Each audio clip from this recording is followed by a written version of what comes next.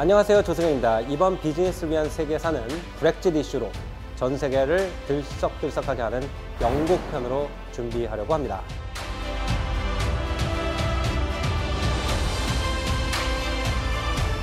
영국이라는 나라는 사실 한때 세계를 제패했던 대영 제국인이라고 세계를 제패했었고, 지금 우리가 사용하고 있는 여러 가지 금융 법률 제도의 기초를 닦았던 나라이기 때문에요.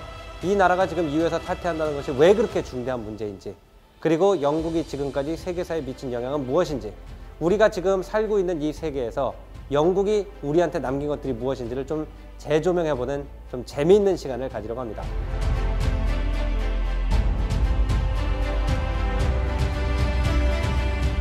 영국은 이제 섬나라이기 때문에 바이킹 약탈자들의 얘기부터 시작해가지고 여러 공인된 해적들의 이야기, 새로운 기회를 찾아가지고 신대륙으로 떠나서 학살을 자행한 잔혹한 식민 지배자들의 이야기 등 굉장히 우리 마음을 갖다가 욱신욱신하게 하는 흥미로운 인문학 이야기로 가득 차 있습니다.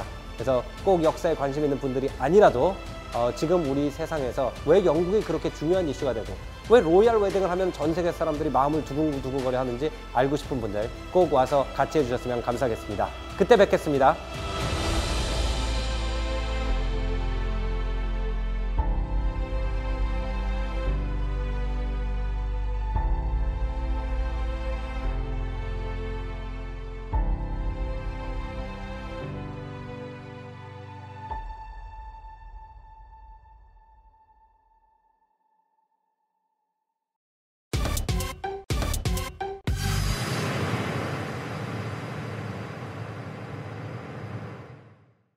전국의 시청자 여러분, 안녕 못하시죠? 바로 이 미세먼지 때문에 저도 안녕을 못하겠습니다. 이 장난 아니죠? 콜록콜록 힘들어 죽겠습니다만, 어쨌든 우리 오늘은요, 미세먼지에 대한 여러 분석들이 있고, 그리고 정치인과 과학자 여러분들이 굉장한 노력들을 하고 있습니다. 그 얘기를 하는 건 아니고요. 우리 옆나라 도쿄를 통해서 한번 미세먼지 문제를 반추해보자라는 거죠. 도쿄를 통해서 한번 미세먼지를 한번 바라보도록 하겠습니다. 사진만 봐도 여러분 탁해 죽겠습니다. 자, 근데 여러분 일본은 가보시면 알겠지만 생각보다 당연히 공기가 굉장히 깨끗하죠. 네, 심지어 나고야 이런 데는 말할 것도 없고요. 그 다음에 여러분 도쿄만 가더라도 여러분 뭐가 되겠습니까? 굉장히 우리보다 훨씬 더 좋은 상태를 갖고 있음을 알 수 있습니다. 자, 그럼 물어볼게요. 도쿄는 우리보다 왜 미세먼지 문제에 영향을 덜 받을까요? 라면 제일 먼저 나올 수 있는 건 당연히 뭐가 돼야 되겠습니까? 중국하고 멀기 때문이다가 정답이 돼야 되겠습니다. 그죠? 중국하고 머니까 아무래도 중국에서 오는 영향을 갖다 뭐 하겠습니까? 훨씬 덜 받는다. 여러분 당연한 얘기입니다. 자, 당연하지만요. 일단 짚고 넘어갈 것은 그러나 동경도 예전엔 대단했었다. 그래서 동경 자체의 노력이 있었다라는 거 볼 수 있고요. 그 다음에는 그래서 보시면 알겠지만 도쿄 연도별 시야 불량 시간입니다. 그래서 옛날에는 이렇게 10km 미만인 날들이 많았다면 지금은 여러분 도쿄의 맑은 하늘이 우리가 이루어지고 있다는 거는 잘 알고 계실 겁니다. 그렇다면 일본은 어떤 노력이 있었느냐 한번 보자라는 거죠. 잘했다는 게 아니라 일본의 구조가 뭐가 다른지 우리 한번 보자라는 거예요. 자, 첫 번째는 세상에서 제가 제일 싫어하는 놈입니다. 놈이란 말을 써도 될 것 같아요. 바로 누가 돼야 되겠습니까? 자, 말 대박 싸가지 없죠. 될 수만 있다면 아돌프 히틀러가 되겠다. 이건 바로 이시하라 신타로 지사. 우리로 치면 누가 돼야 되겠습니까? 지만원입니다. 지만원 씨라고 해야 되나요? 지만원 씨가 지만운 씨와 같은 모르겠어요. 몰라. 지만원 씨 스타일인데 안타까운 거는 그런 사람이 여기는 일본 시장이 됐다라는 거죠. 그래서 이 사람이 뭘 했었냐면은 2002년 2월 기자회견장에서 아주 가장 가집니다. 페트병에다 여러분 뭐가 돼야 되겠습니까? 미세먼지가 가득 든 페트병을 들고 나와서 흔들어요. 굉장히 자극적인 선전선동을 하는 거죠. 미세먼지가 그러니까 아주 정말 극우의 전형이에요. 아주 자극적인 선전선동을 합니다. 페트병에 미세먼지가 가득한 걸 흔들어대면서 뭐라 표현합니까? 이게 12만 명이나 나온다. 어떻게 생각해보면 참 표현하기 다른 건데 어쨌든 굉장히 자극적인 거죠. 사실은 저렇게 따지면 여러분 아무것도 아닐 수도 있는 거를 굉장히 심각하게 얘기하면서 이 친구가 해나갔던 것이 여러 정책을 씁니다. 해서 G맨이라고 그래갖고 막 단속하고 보조금 주고 막 난리를 치죠. 그래서 주로 줄였던 방법은 기본적으로 단속과 보조금입니다. 자, 근데 어쨌든 포인트는 뭐가 됐냐면 2003년에 시작을 하거든요, 얘가. 근데 경유 노후차가 쉽게 얘기하면 규제 대상의 노후차가 몇 대였냐면 이때 20만 대에서 2005년 만에 7천 대로 줄였죠. 실제로 없애버린 것과 다를 바가 없어요. 그래서 2년 만에 어쨌든 일본이 규제와 보조금 정책을 통해서 기본적으로 규제 대상인 경유차, 우리로 치면 노후 경유차를 갖다가 실제로 도쿄에서 사라지게 했다라는 거예요. 2년 만에. 그게 이제 도쿄, 우린 다 알고 있어요, 여러분. 지금 제일 문제되는 게 뭐예요? 미세먼지 하면 여러분 가장 원인으로 꼽는 거 두 가지가 뭐가 되겠습니까? 하나, 경유차. 하나, 화력발전. 두 가지 꼽지 않습니까? 그럼 우리가 말하고 싶은 거는 일본은 그러면 어떠냐는 걸 한번 보자라는 거예요. 자, 어쨌든 도쿄가 한국의 서울보다 공기가 맑잖아요. 맑은 이유는 뭐가 있어요? 세 가지 중에 하나, 세 가지 거 아니에요. 하나, 중국으로부터 멀어서. 그럼 이게 다냐? 이건 아닐 수 있다면 두 번째 경유 문제는 어떻게 했고 화력 발전의 문제는 어떻게 했는가를 한번 보자라는 거예요. 그럼 우리가 이것을 통해서 하나의 시사점을 얻지 않을 것인가? 시사점을 얻을 수 있다는 거죠. 지금 굉장히 논란이 되는 건 뭐예요? 미세먼지의 문제가 과학의 문제이고 환경의 문제가 돼야 되는데 정치 영역의 문제로 넘어가고 있잖아요. 제가 뭐 정치 영역 지금 생존 경제니까 그거는 말을 안 하더라도 이렇게 됐다라는 거죠. 근데 사실은 중요한 거는 단속과 보조금 위에도 여러분 뭐가 된다? 이걸 하나 보셔야 되는 게 휘발유의 리터당 세금을 이렇게 때립니다. 2016년 기준입니다. 일본에서. 그리고 경유는 이렇게 때립니다. 일본도 여러분 보시면 알겠지만 휘발유에다가 세금을 더 때리고 있다는 거죠. 그래서 경유를 쓰는 사람들, 왜? 일반적으로 경유 쓰는 사람, 경유차 쓰는 사람들은 사회적 강자의 약자예요. 약자잖아요. 트럭 운전하시는 분들 많지 않습니까? 기름값이 싸니까 경유차 쓴다 이렇게 많잖아요. 비록 소리가 나더라도 우리 환경 문제 때문에 경유차 안 쓴다 이런 의식 얼마 안 되지 않았습니까? 근데 어쨌든 환경 정책만 본다면 경유 가격을 갖다 확 올려야죠, 세금을. 근데 그러진 않았다라는 거예요, 일본도. 그럼 어떻게 순전히 단속과 보조금으로 갔느냐? 아니죠. 일본 산업 구조가 바뀌었죠. 이게 가장 큰 포인트였죠. 우리보다 앞서갔던 거, 우리가 반성해야 될 건 무엇인가라고 그랬을 때 우리가 지금도 마찬가지지만 경유 SUV를 갖다 키워나갈 때 어쨌든 일본은 여러분 먼저 앞서가는 전략으로 우리가 다 알다시피 도요타의 하이브리드, 그리고 두 번째는 아까 말씀드렸지만 경제적으로 부담 가는 사람들을 위한 경차, 쉽게 얘기하면은 노후된 경유 의존 차량, 즉 그리고 매연을 많이 뿜을 수 있는 트럭과 SUV에 대한 수요 자체를 갖다가 자동차 산업 구조에서 바뀌어 나갔다라는 것이 첫 번째 일본 미세먼지 문제에 있어서 우리가 배워야 될 혹은 참조해야 될 전환점이 아닌가. 어쨌든 그걸 굉장히 잘 선동했던 게 일본의 998의 대표적인 이시하라 신타로였다는 것도 굉장히 우리한테는 더 자세하게 말씀드리기 뭐하지만 의미심장한 메시지를 던져줄 수 있다는 거죠. 자, 사실은 제가 진짜 말씀드리고 싶은 건 두 번째인 거예요. 미세먼지, 화력발전, 특히 노후된 화력발전 문제를 꼽습니다. 맞습니다. 자, 그럼 이 문제를 어떻게 할 것이냐? 자, 이게 우리나라 화력발전 비율입니다. 자, 일본의 화력발전 비율이 어떨까요? 일본 화력발전 비율 딱 머릿속에 떠올리셔야죠. 2011년 뭐가 터졌습니까, 여러분?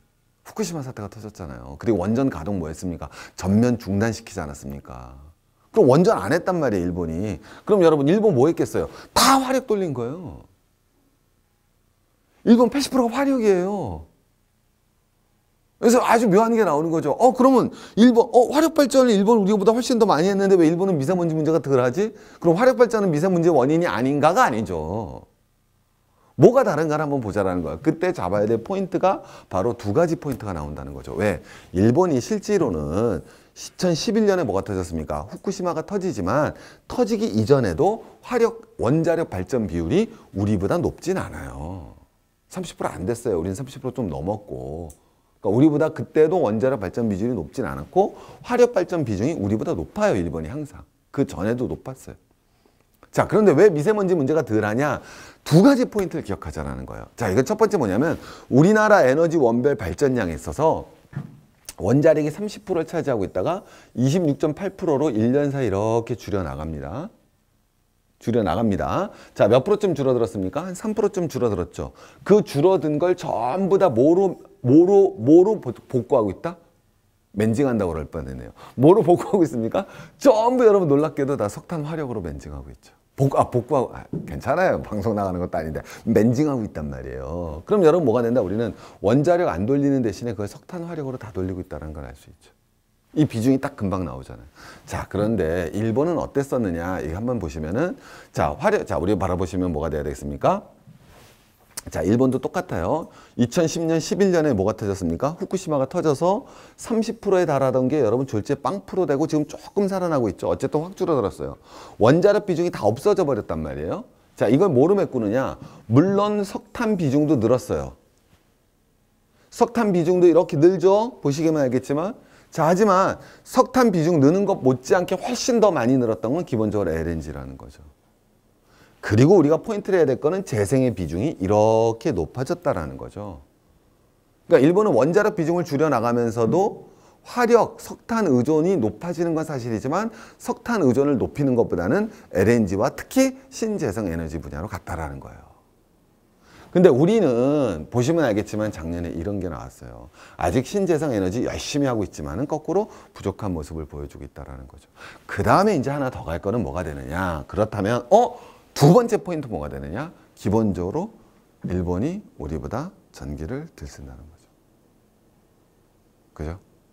두 번째 포인트는 뭐냐? 일본이 우리보다 전기를 덜 쓴다는 거예요. 그게 가장 기본적인 포인트. 그래서 보시면 알겠지만 일본의 1인당 전력 소비량하고 한국하고 비교했을 때 일본이 우리보다 1인당 GDP가 높죠. 어쨌든. 네, 일본이 우리보다 1인당 GDP가 높습니다만 전기는 우리가 훨씬 더 많이 쓰는 구조다. 더 재밌는 건 전기는 많이 쓰는 구조인데 뭐가 나오냐면 1인당 주거, 집에서 쓰는 거는 일본 애들이 뭐가 되겠습니까? 우리가 요만큼 쓸 때 일본이 이만큼 쓰니까 일본이 더 많이 쓰는 거죠. 주거당 전력 소비는 뭐가 돼야 되겠습니까? 일본이 많은데 그런데 여러분 1인당 소비는 어디가 많습니까? 한국이 많죠. 그건 거꾸로 한국의 산업구조가 가정구조가 아니라 한국의 산업구조가 고전기 사용 산업구조다. 그래서 우리가 많이 들었듯이 한국의 산업 전기료가 너무 싸다 이런 논쟁이 나오게 되는 원인이다라는 거죠. 그러니까 어쨌든 그걸 떠나서 그럼 우리 한국이 해야 될 일들은 무엇이냐고 했을 때 미세먼지에 있어서 기본적으로 몇 가지 시사점은 던져줄 수 있다는 거죠. 첫 번째, 전기를 아껴 써야 된다. 맞죠? 두 번째, 그 아껴 쓰는 주체는 특히 기업이 돼야 된다. 그리고 원자력을 축소시키는 방향성에 대해서는 뭐 논란이 많겠지만 그 방향성이 많다면 그거를 대체하는 것은 석탄 화력이 아니라 신재생 에너지가 돼야 되고 그 중간 기여점으로는 LNG와 같은 것이 돼야 된다라는 거를 우리가 이 도표상에서 볼 수 있다는 거죠. 그리고 마지막으로는 경차 의존을 벗어나기 위해서 경유차 의존을 벗어나기 위해서 우리도 빨리 신재생 에너지를 활용한 전기차라든가 수소차라든가 또는 경차라든가 이런 노력들이 있어야 된다. 즉 국민 전체가 기본적으로 맞잖아요 여러분. 전기도 많이 쓰면서 미세먼지 안 먹고자 한다면 모든 경제에는 편익이 있으면 기회비용이 따르는 겁니다. 그죠? 근데 우리는 편익은 줄이지 않으면서 기회비용만 줄이고자 한다면 그 노력은 성공하기는 굉장히 어려울 겁니다. 그래서 일본을 통해서 중국으로부터 우리가 멀어질 수 있는 방법은 없죠. 그리고 사실 중국한테 우리가 미세먼지 절감하라고 말을 들을 리는 더 없고요. 또 하나 사실은 또 굉장히 그 주장을 우리 아직까지 이건 얘기 나오고 있지 않지만은 한국 언론에서 다루지 않지만은 이런 문제도 있습니다. 왜? 중국의 미세먼지 절감을 하기 위해서는 우리나라 수출을 줄여야죠. 어디에다 중국에다 보내는. 어떻게 보면 되게 역설적일 수 있지만 저 이제 돌 맞는 건가요? 그런 뜻이 아니라 어쨌든 중국에다 우리가 자본을 투자하고 그 다음에 뭐가 되겠습니까? 부품 소재를 중국에다 공급해서 중국이 거기에서 여러분 뭐가 돼야 됐습니까? 산업을 갖다 만들어서 완제품을 만들어서 외국으로 수출하는 과정에서 미세먼지가 발생한다면 우리 역시 책임이 없냐라고 이 중국에서 얘기했을 때 사실은 그 논의조차는 굉장히 우리한테 불리할 수 있는 논의도 있기 때문에 중국으로부터 멀어지거나 중국을 미세먼지를 줄여라. 그건 한국이 할 수 있는 일은 아니지 않습니까? 그렇다면 우리가 할 수 있는 일은 무엇인가라는 거는 바로 경유와 그 다음에 무슨 문제, 우리 화력 발전의 문제를 어떻게 할 것인가에 대해서 가장 큰 시사점을 주는 건 바로 우리 옆에 있는 일본이 아닌가 싶습니다. 최진의 생명경제 미세먼지를 극복합니다.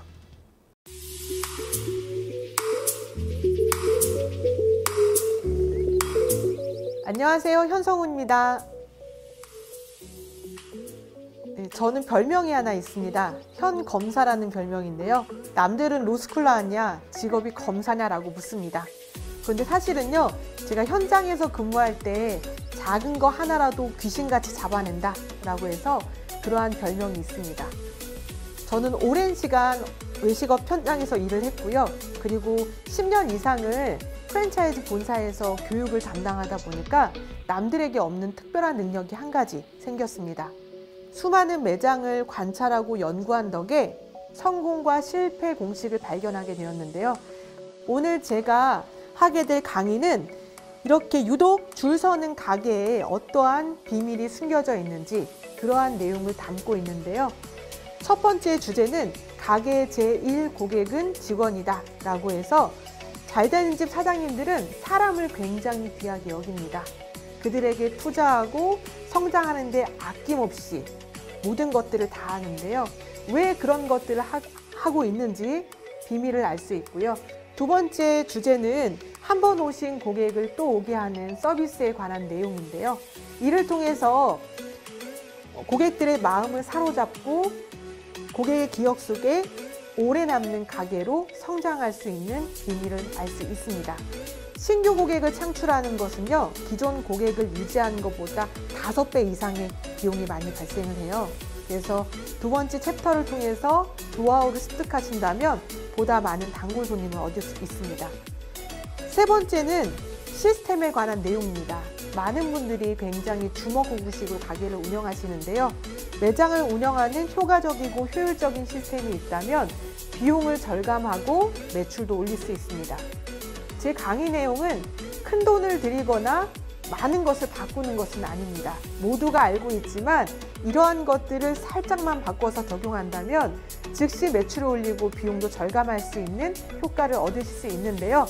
지금부터 집중해서 잘 들어주시고 딱 하나라도 적용하셔서 여러분들이 왜 유독 그 가게만 잘 될까의 그 주인공이 되시기를 바랍니다.